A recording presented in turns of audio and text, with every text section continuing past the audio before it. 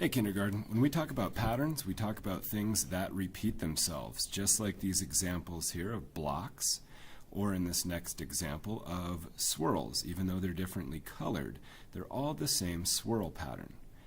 Out in the real world, we can find patterns everywhere, just like this little wrought iron fence, or on the very bottom of your shoe. We've got a pattern on the left and the right side on the bottom of this guy right here. Even buildings sometimes have patterns on them, just like the light bulbs strung up to the roof on this building. So what we're going to do with this project is, once we put our name on it, we're going to use just the cool colors. And we've been talking about cool colors in class, but in case you forgot, they're green, blue, and purple. Easy to find because they're on the color wheel to the right of the whiteboard. They're the ones right there on the right-hand side, green, blue, purple. So what we're going to do here is we're going to start with two colors in that very top left-hand square. Any colors you want. Some kids have a hard time telling blue and purple apart, so think of it this way. Blue has a short amount of writing, and purple has the most amount of gold writing on it. And for this one, I'm going to start with blue. And all I'm going to do with my blue, using my two colors, is color it in kind of like a checkerboard pattern.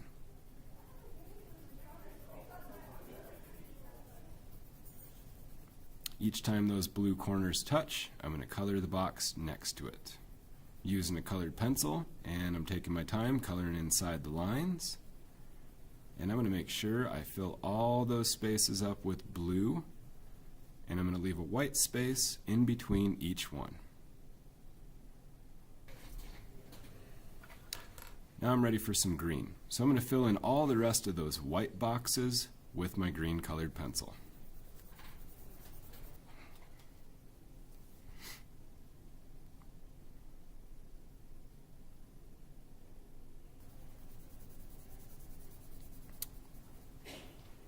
Done. Now I'm ready to move on to my next box. And for this one, I'm going to start in the background using my purple, taking my time and coloring inside the lines.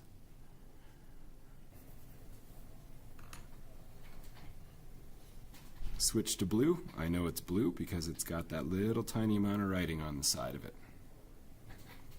And I'm going to use that blue to start to color in the kind of squiggly, long stretched out pieces. And then last, I'm going to come in with green and fill in those circles.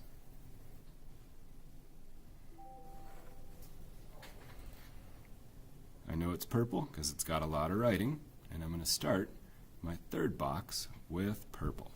I'm going to alternate purple with white with purple, and then come back in with green. This pattern's a little bit harder. So I'm going to start with a green on both ends of those little 4 blocks.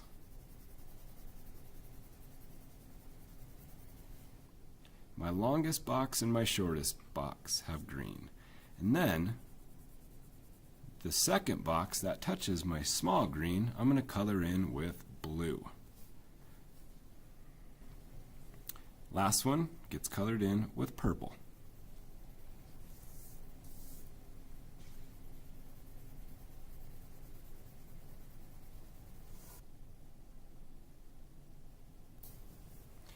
Now we've still got some sections of 3 left, and I'm going to change up my pattern on this one, and I'm going to do a blue, white, blue pattern on these 3, and I'm going to repeat that all the way around, and then I'm going to fill that last one in with purple. That empty box is yours to make your own pattern, and I'm going to use a pencil, and I'm going to make a fairly simple pattern, and I'm just going to make some lines that are kind of curvy, kind of squiggly, going from left to right. Just like this. Once I've got those, I'm just going to make a little slanted line going right down the middle. You can make your own pattern in this box, or if you're kind of struggling to come up with one, you're welcome to attempt to draw something similar to mine. I'm going to color them in green, and then I'm going to fill it in with a purple. Done. So our pattern here is blue, green, blue, green, blue, green. our pattern over here goes purple, blue, purple, blue, purple, blue, purple, blue, purple, blue, all the way around. And then each blue connects with a green circle, even if it's off the paper outside of the square. This one's a little different. This one goes green, purple, green, purple. And then our rectangles are a little bit different. We've got a green, blue, purple, green. Turn it around, and we've got a green, blue, purple, green. And then with the boxes of 3, we've got a blue, purple, blue pattern happening. A little bit more complicated in this one. And depending on how you filled in that last empty box, you'll have your very own pattern, or you'll have one kind of like this. Second part of our project uses this square after we've finished that piece. What we're going to do with this is we're going to trace around the outside of our hand. So lay your hand flat, keep your pencil straight up and down, and carefully draw around the outline of your hand. Of course, if you need help doing this, I'd be more than happy to help you out if you raise your hand. Once you get down to the bottom of your thumb, close the palm of your hand, and now you're ready to start coloring. All I'm going to color is what's inside my handprint. But here's the catch. The colors this time are warm colors. They're red, yellow, and orange. All the colors that you might see in a fire, or if you were looking outside on a bright sunny day. Choose 2 colors to color in, and I'm going to choose orange and red. Start at the bottom of your hand in a box. And we're going to color a checkerboard pattern, but we're only coloring inside the palm and the fingers of our handprint. Anywhere the corners kiss, that tells you where your next box is to color in.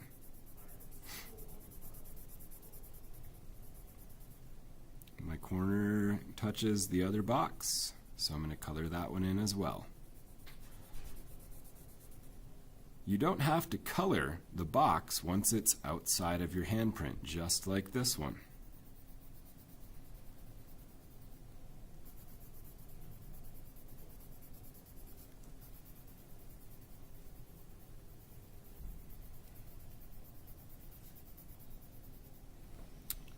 Looking at this, I can tell my corners are kissing, so that box gets done, and so does this one. And we're going to keep going just like that through the rest of the hand, but the fingers get a little tricky. If you need help with this part, let me know. But we're going to keep doing the same thing. Wherever the corners kiss, you're going to color the box. But make sure you're only coloring inside your fingers. Same thing. Once you've got all those boxes filled in with one color, fill in the empty space with your second color. In this case, I chose orange.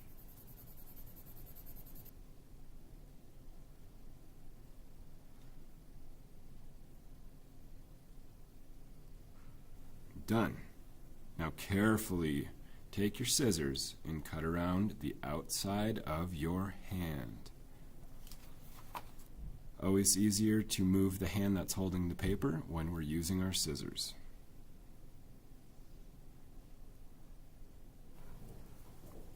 Make sure you didn't miss any spaces, just like that guy. Use some glue. Glue your hands somewhere on your pattern project.